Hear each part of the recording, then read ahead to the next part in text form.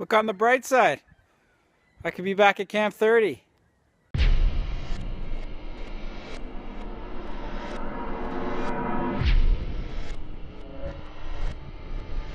Hey there, so we're back at Camp 30. It's April 10th, I think, or 9th. So, snow. Uh, I know it's standard practice for an episode to start with some kind of sad face, but I can't complain because things really are going really well. The only reason I'm here is because back in November, when I came with the kids to shoot backgrounds, we were racing against the clock, and I had the kids. I didn't get everything I needed. A lot of the shots came out really, really blue and really noisy because it got super dark, super fast. It was like 4:30 and it was almost dark. So I came out here today to try and beat the snow, and I shot for about an hour, but it looks like I'm going to lose that battle. We're supposed to get 5 to 10 centimeters tonight. It's only April, so why not have some more snow? I think I've worked on Robot Attack almost every single day this year since January 4th, with the exception of the past few weeks. I think I've almost done something every day, and there's been a lot of gains. It's slow, but there were points where I just felt like it was never ever going to finish, but I can see the light now. If I just look up at the wall of pain, here you can see what it looked like on December 24th, and here's what it looks like now. So that's a huge chunk of shots done, and a lot of those actually have had quite a bit of work to them. Like shot number 6, I've had to keep coming back to that over and over and over again because it's just too huge. You get bored of working on it, so then you just move on to something else. That's kind of a cool way to work. I'm going to sit it out for a bit and see if I can get at least a few of these shots. I've got about 6 of the 20 that I had to replace. A year later, weather still hates my guts. In other news, I think like most people that do kind of effects work have the Andrew Kramer Video Copilot Action Essentials stock footage, which is awesome, but everyone uses it, and its uses are kind of limited because a lot of the footage gets clipped when it hits the top of the screen. So I sponsored a Kickstarter back in January, and for stock footage. It's Roddy Polis VFX, and that stuff should be coming end of April. That stock footage library should be coming together, which is pretty good because they made a effort to try and kind of film stuff and keep the stuff within the frame so it doesn't get clipped when you drop it in your shots. So that's going to be cool, and it was only like $75 or something, which is pretty good because stock footage is, it's always good to have, and So in a couple of the episodes I mentioned roto, and some of my friends wrote back to me and they're like, what the hell's roto? What does that even mean? And I was like, wow, yeah, I guess civilians don't really know what's involved with that. So if you've ever seen anything get shot on green screen, in the computer you can just click on the green and say, get rid of green. And that will give you a matte. Everything that's white is awesome and everything that's black is see-through, so that you can then take that layer and put it over your footage and start building out your effects. However, if you're like me and you didn't use a green screen, then you have to painfully and tediously cut the thing that you want out of your footage so that you can replace it over other footage. And it is a tedious process. I think it's more tedious than animation, actually.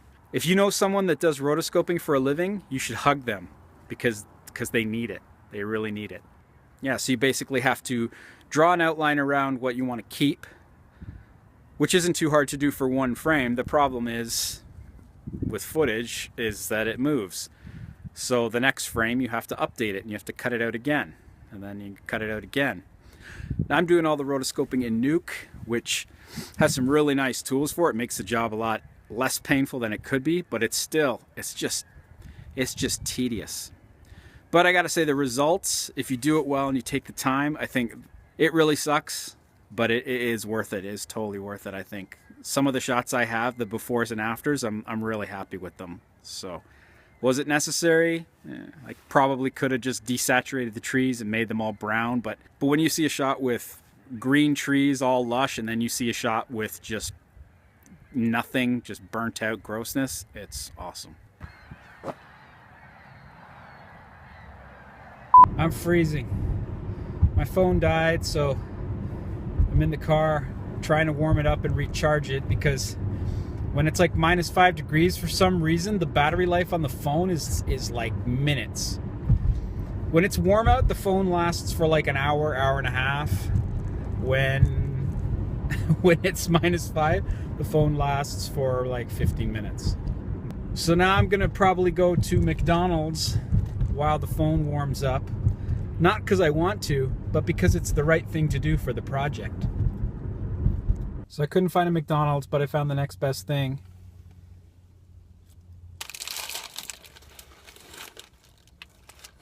Oh. Reminds me of the 90s. I worked at Burger King for 3 years and I still love it. Okay, so there's blood back in my fingertips and toes. I can feel my face. Got about 7,000 calories from my lunch to keep me going. And I'm heading back to Camp 30. Phone is at 75% charged. And hopefully we can bang out a few more. And maybe that'll be the last time I have to come back here. Jeez.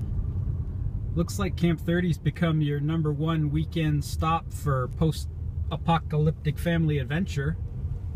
Holy crap. Wow, that's a lot of people here. Well, it's a big place. It probably doesn't matter that there's hundreds of people walking all over the place. They won't get in my shots at all, I'm sure. I can just paint them out, fix it in post. So we're back. The snow stopped, but the sun came out. Yeah! So I'm not going to freak out. I'm just going to hang out for a bit. It's Sunday. No rush. Wow!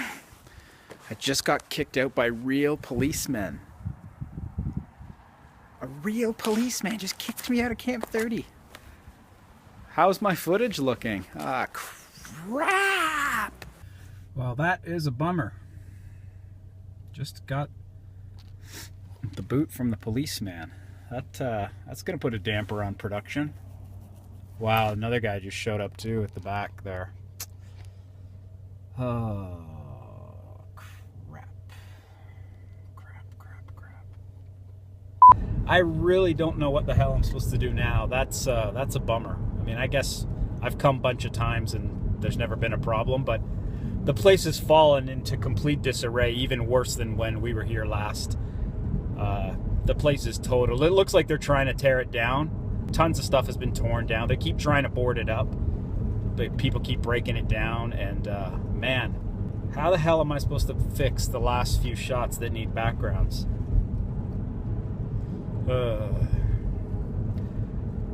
I guess I could just fix them in post.